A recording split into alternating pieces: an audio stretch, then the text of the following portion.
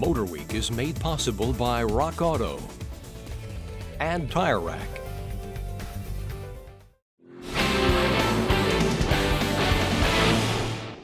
Performance cars come in all shapes and sizes these days, but when it comes to your typical American muscle car, we're only talking about the Ford Mustang, Chevrolet Camaro, and the Dodge Challenger. And they've all been through thorough updating of late.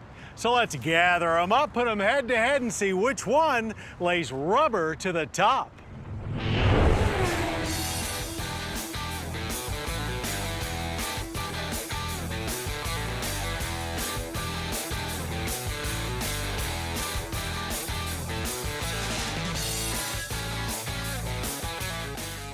There's no getting around it. Some comparisons we do with our friends at Cars.com are just more fun than others.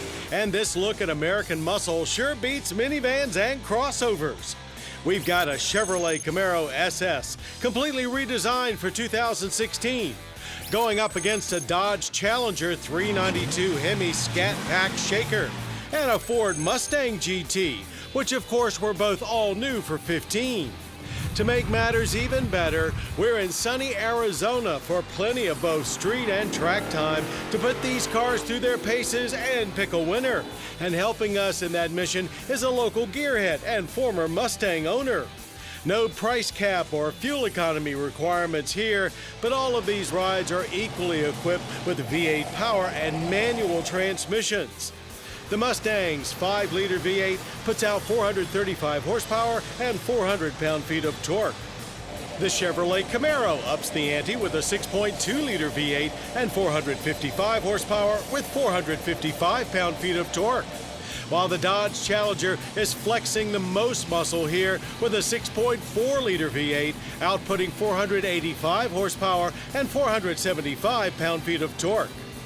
Our first step was getting to know our contestants, checking out the styling and features, as well as putting in some street time. It sounds amazing, it's fantastic, it handles great, it feels solid. The visibility inside the Challenger, I'd say, is better than the others. But it's without a doubt, it really looks the part more so than any of the three muscle cars I tested. The Camaro SS, I think, was probably my favorite car out of this entire test. It does just about everything extremely well. It brakes, it accelerates, it handles really well. It's comfortable, even for somebody my size. Then it was off to Wild Horse Pass Motorsports Park for a quarter-mile showdown. You know how this works, worst to first. Starting off is the Mustang with a 0 to 60 of 4.7 seconds and a quarter-mile time of 13.2 seconds at 111 miles per hour. The Challenger may have had the most muscle under the hood, but it got off the line the slowest at 4.8 seconds. That big engine, however, makes up for it somewhat down the quarter mile, as its 12.9-second run at 112 miles per hour was the second quickest. So that leaves the Chevrolet Camaro as the king of the strip with 4.3 seconds to 60 and 12.3 in the quarter mile at 114 miles per hour. It's just effortless to go fast in this thing. In the quarter mile, it was, nearly a full second faster than the Mustang. It's light, it has that big throaty V8. The optional dual mode exhaust just lets you know you're driving this powerful coupe. The easiest to drive fast, and man, is it fast.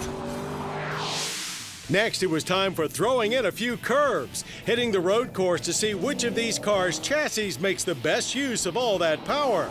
Here, things were more subjective, but all could agree that the amount of capability packed in these rear-drive monsters for the money they cost is something that wouldn't have been predicted 20 years ago. But again, it was the Camaro that proved the most capable, while the Challenger's big motor, soft chassis proved to be a real handful, and the Mustang's nimble nature did its best to make a case for being the most enjoyable. On the track, the Mustang GT feels great despite having the least horsepower. What power it does, it lets you use all of it. It comes out of corners in a hurry. The shifter is great. The transitions in corners are great. It really has a light feel to it. So after all that, it's time to put some hard numbers in place and declare an overall winner. That full scoring breakdown can be found on the Cars.com website. But here's our wrap-up. In a bit of a surprise, it's the Mustang GT coming in third place. While it's clearly a fun-to-drive car with plenty of potential, in stock GT form, it's also relatively mild compared to the rest of this group. The Mustang GT was a lot of fun on the track, but one of the things I really can't stand about it are those Recaro seats. Absolutely hate the Recaro seats. It's a matter of adjustability. They don't adjust the seat bottom enough for a number of different people in this test, and it was just uncomfortable. Second place goes to the most muscular looking of the pack, the Dodge Challenger. It clearly fits everyone's definition of a muscle car, but its too tough to tame track nature kept it from earning the top spot. The Challenger is everything you want a muscle car to be. It's big, it's loud, it looks aggressive, it's kind of a handful at times, it can even be scary. But every time you get behind the wheel and fire it up, it puts a big smile on your face. So it's the Camaro that walks away the winner in this challenge, and it was certainly the most capable on the track. I think the Camaro SS is probably the star athlete of this group. I mean, when it comes to handling, steering, balance, it technically is probably the quickest vehicle. The Camaro SS feels fantastic on the track. It sounds great. It feels really nimble for such a heavy car. The shifter works great. All in all, it's definitely one of the best on track. Camaro, Challenger, Mustang. All of these muscle-bound brutes are far more than just throwback mechanical meatheads. Traditional American muscle cars are no longer traditional. They're all moving forward towards becoming sophisticated, world-class, all-around performance coupes. And that makes us all winners.